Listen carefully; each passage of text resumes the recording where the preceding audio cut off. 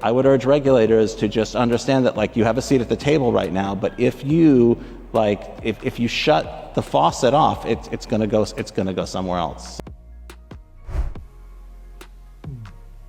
So if people are leaving this jurisdiction because they think our model, I'll start with the easy thing. If people are leaving the US because they think our model for raising capital from the general public is too onerous, go. We're pretty comfortable that XRP is not a security, but ultimately it's going to be the SEC and perhaps the courts that make that decision. I would say the biggest drag on cryptocurrency projects today is regulatory uncertainty, by which I mean not laws that are bad.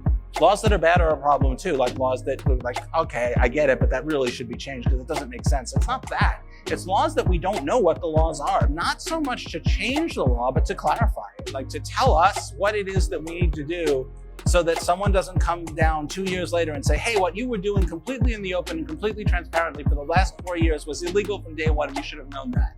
We're like, we meet with you like every week about what we're doing, and now you're telling us we should have realized 4 years ago that it was fundamentally and completely illegal? Like, that doesn't make any sense. What's up, guys? Today I have some exciting news for you. XRP is actually the global key that will connect different countries through affordable and efficient cross-border payment plans. In fact, this plan might be very well in motion. The only difference is we don't know about it yet. Most of the big whales in the market are probably trying to keep it under wraps. Yep, I said that. Don't just take my word for it. Stick around to the end of this video and find out more. As always, welcome to Moneyside, your favorite crypto channel. If you're new here, hit that subscribe button and turn on notifications so you get updates when we drop new videos.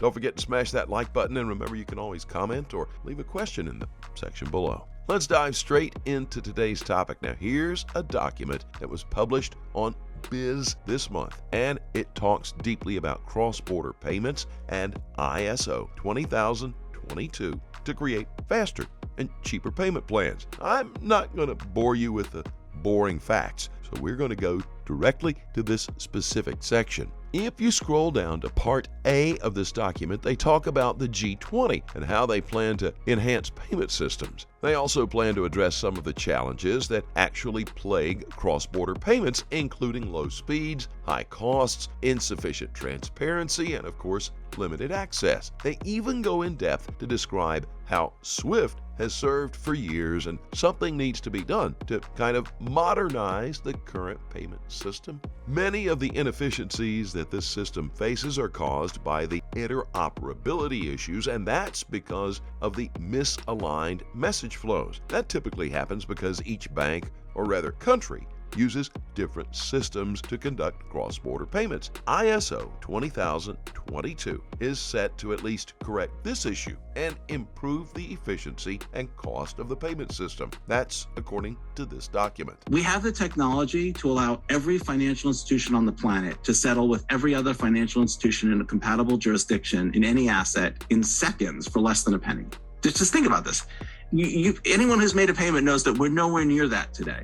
But imagine every financial institution settling with every other financial institution in seconds for less than a penny, any asset. That's fundamentally transformative. We have the technology to do it. And that's the icing on the cake. Even though there are different payment systems currently operational, they can still be made interoperable using Ripple's framework and blockchain technology. That will lead to almost instantaneous settlements across the world, meaning even with the upcoming CBDCs that are about to hit the market, RippleNet can still maintain interoperability with the previous payment models, which is revolutionary for any financial world. Now just take a moment to let that sink in and imagine the impact this coin and its blockchain will have once implemented. Now, here's the interesting part. All the pilot projects done by Biz to explore interoperability were in collaboration with Ripple. Don't believe me? Take a look at this. These are the projects done by Biz so far, and let's take, for example, Project Dunbar. It talks about outsourcing systems that could help with multi-CBDC platforms, and that should help establish a common language between these systems in order to function effectively. These are not my words. So let's imagine that CBDCs were launched today.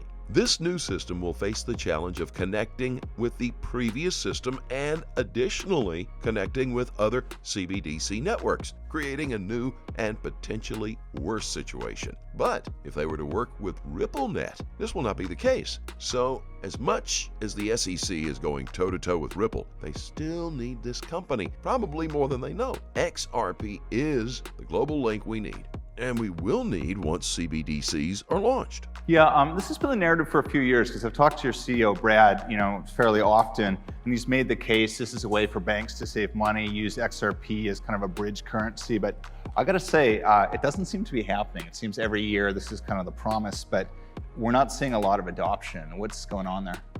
I would agree that adoption of digital assets has been a little slower, or you could see it as being incredibly quick or incredibly slow, depending on what time frame you think is reasonable. I would say revolutionizing international finance is not something that you would expect to happen overnight, but it is a multi-step process. And I think the first problem that we encountered, we kind of thought that we could take a direct line to settling with a digital asset. And I think a lot of people thought that, well, now we have digital assets, let's just use them for payments and that'll be that.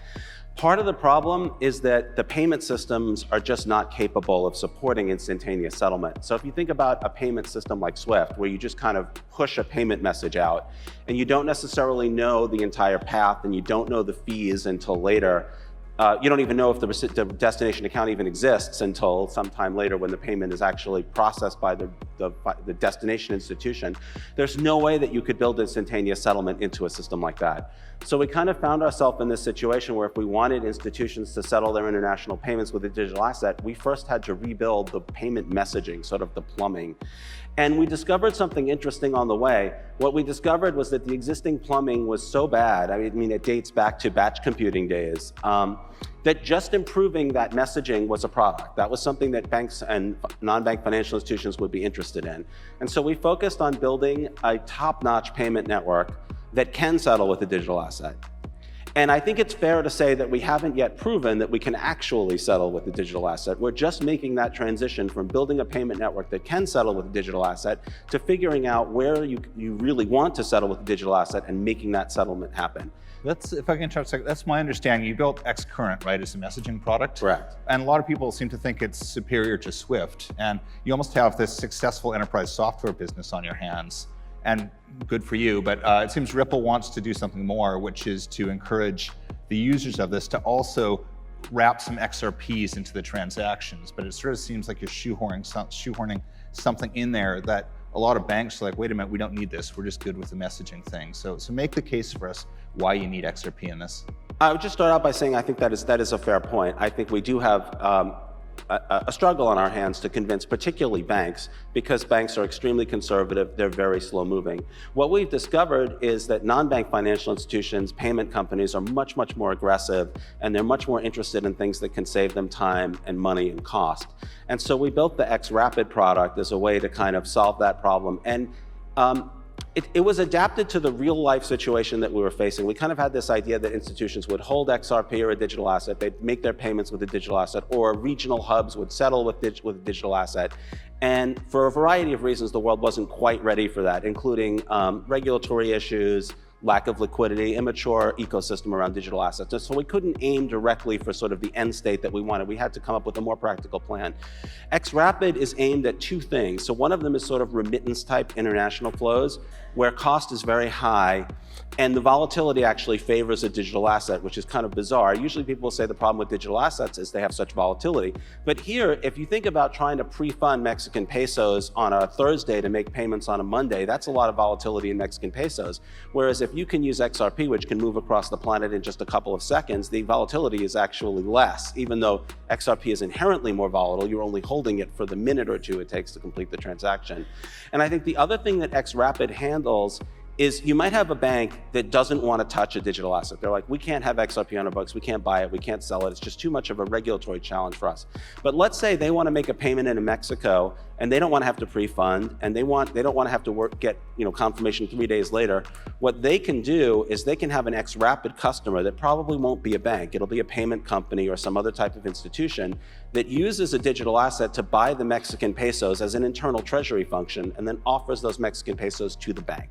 So it's a workaround to the limitations that we found that we think is adapted to the situation that we're in today. As always, do your own research and always trade safely, guys. Please keep in mind we're not a licensed financial advisor. All videos on this channel are intended for entertainment purposes only. You can always let us know what you think in the comment section below, and let's have a conversation. Thank you so very much for watching. Don't forget to like this video, and please click on that subscribe button below and turn on notifications so you get informed whenever we post our amazing content. We'll look forward to seeing you on the next Money Side.